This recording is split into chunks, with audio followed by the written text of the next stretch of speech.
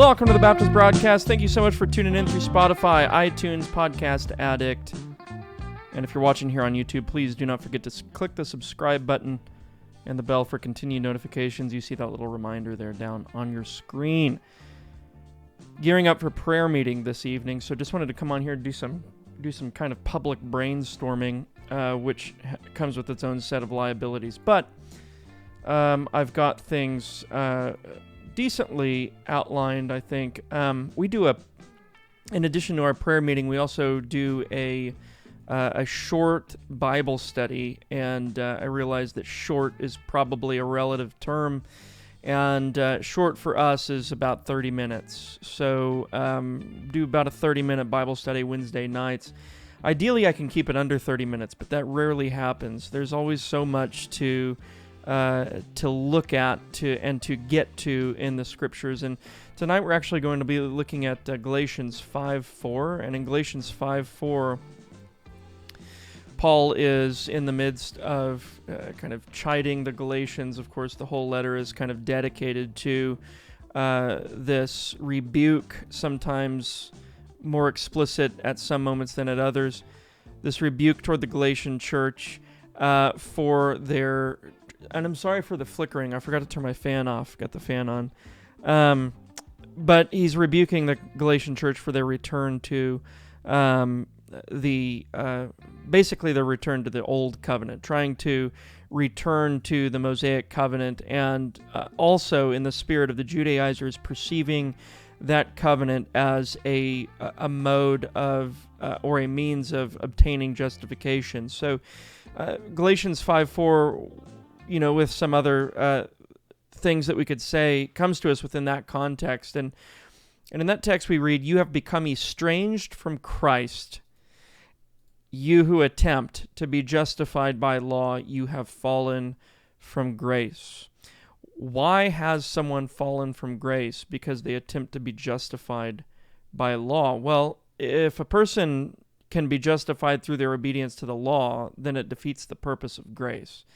So what I'm going to do in the Bible study tonight, and maybe some of you are watching by way of review, what I've done at the Bible study tonight, Lord willing, is I am looking at the text under 3 points, and they're not tracking necessarily the order of the text itself, but the 3 points are this: Christ as our saving covenant, number 1. Number 2, the law as a broken covenant. Number 3, justification and its entailments. Now, point number 1, I stress the point that Christ himself is our saving covenant.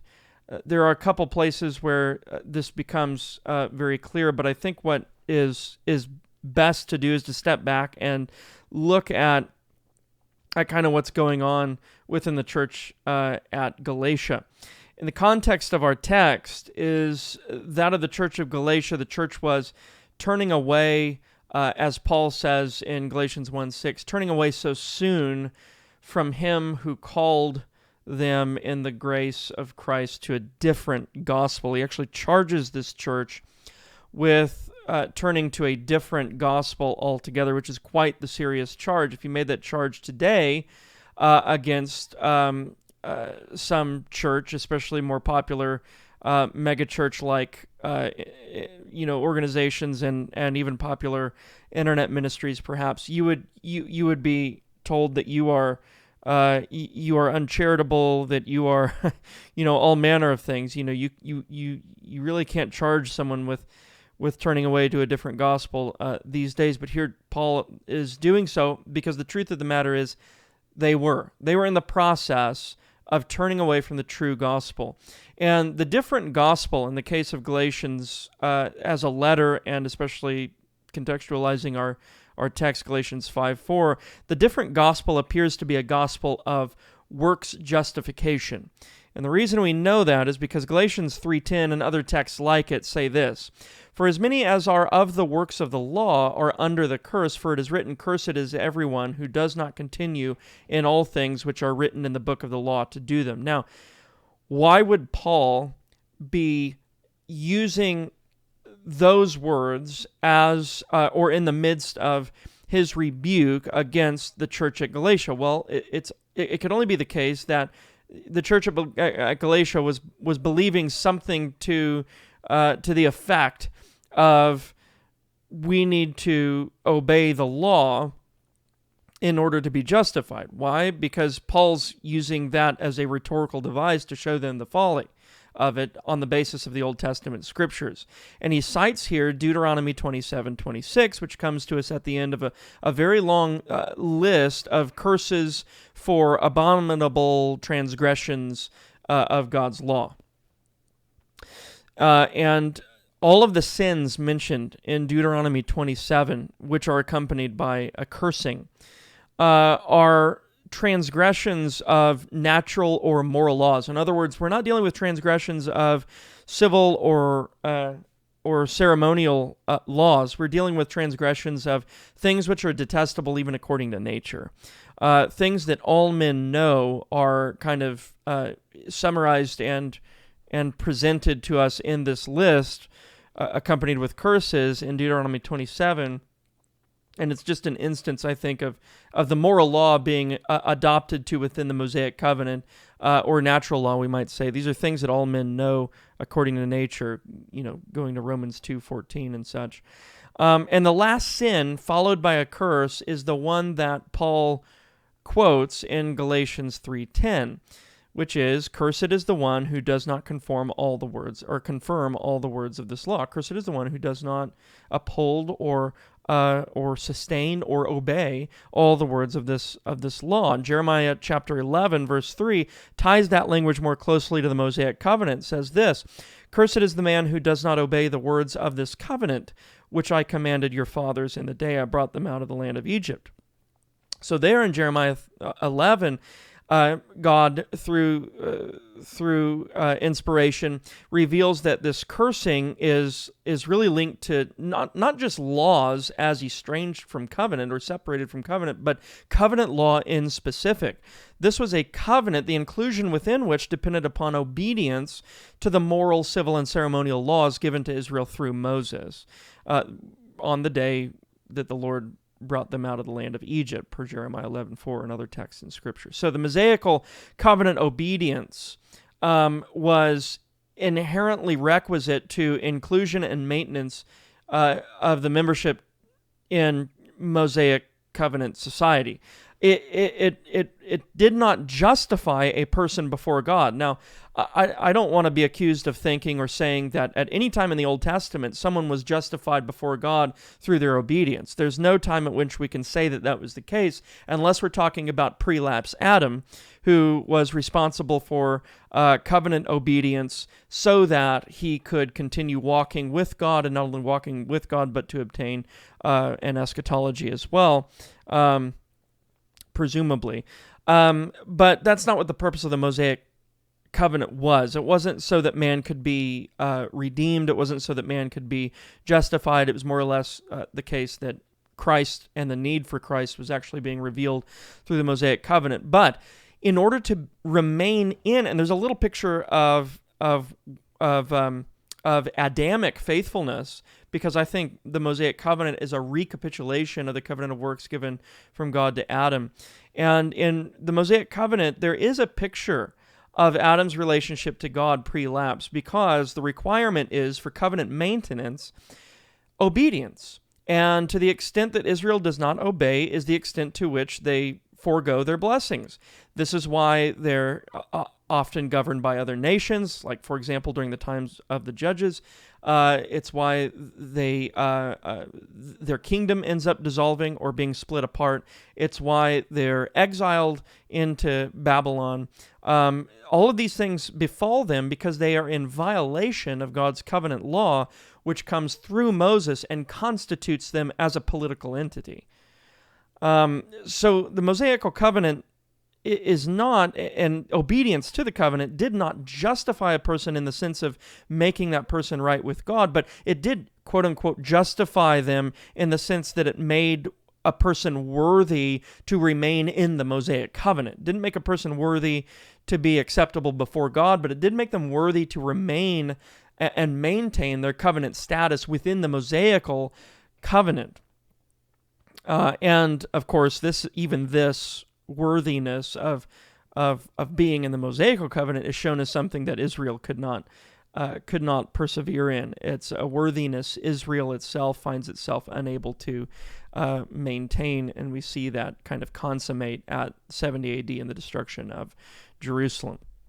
But the trouble with the Galatian church is that they are treating the new covenant like the old covenant, right? That's what they're doing. They're treating the new covenant like the old covenant, and I think we can say that because Paul is actually introducing both covenants in the letter to the Galatian church.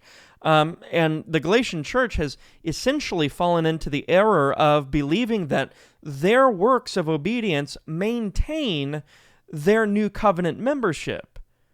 It's not just that they think that their works justify them. I think that's true as well, because justification is a blessing in the new covenant, obviously. But I think it's more expansive than that. It actually is, I think, more enveloping than that. I think they're just treating the new covenant itself with all of its blessings and benefits as if it is merited by works. All right, so they're mistaking the formal and material cause of the new covenant with the formal and material cause of the Mosaic covenant, which it was obedience and law. And that's not the formal and material cause of the new covenant. The formal and material cause of the new covenant is promise and grace. All right, and so they're fundamentally making a law-gospel confusion. They're thinking that the way into the gospel covenant and the way to maintain and sustain their membership in the gospel covenant is through their acts of obedience. So they're confusing the new covenant with the old covenant. They're confusing the gospel with the law. And Paul calls that confusion a different gospel. Now, one of the things that I think ends up alleviating this confusion, or at least it points us in the right direction, is, and you know what, these aren't texts that are often cited, not even within contemporary conversation on covenant theology, but I think they're texts worth exploring some more. But Isaiah 42 and Isaiah 49, I think, are extremely important and informative of how we understand the covenant of grace, or the new covenant. Isaiah 42 verse 6 says, "I, the Lord, have called you in righteousness," and I think the Father is addressing the Son. "I, the Lord, have called you in righteousness and will hold your hand. I will keep you and give you as a covenant to the people, as a light to the Gentiles." And then several chapters later in Isaiah 49 verse 8, we read, "In an acceptable time I have heard you, and in the day of salvation I have helped you. I will preserve you and give you as a covenant to the people, to restore the earth, to cause them to inherit the desolate heritages." Now, because this Christ is the covenant that is given to us, that covenant has to be free and unmerited, since a covenant entails both blessings and curses conditioned upon obedience. If Christ just is the covenant, then Christ is the fulfillment of it all, right? So if Christ is the covenant given to us, then Christ is both the term giver and the term keeper, if we could put it that way. Christ definitely accomplishes what is required for the covenant, but he also definitely merits on our behalf, apart from our works, the blessings of the covenant as well. And I think that right there is the whole Christ.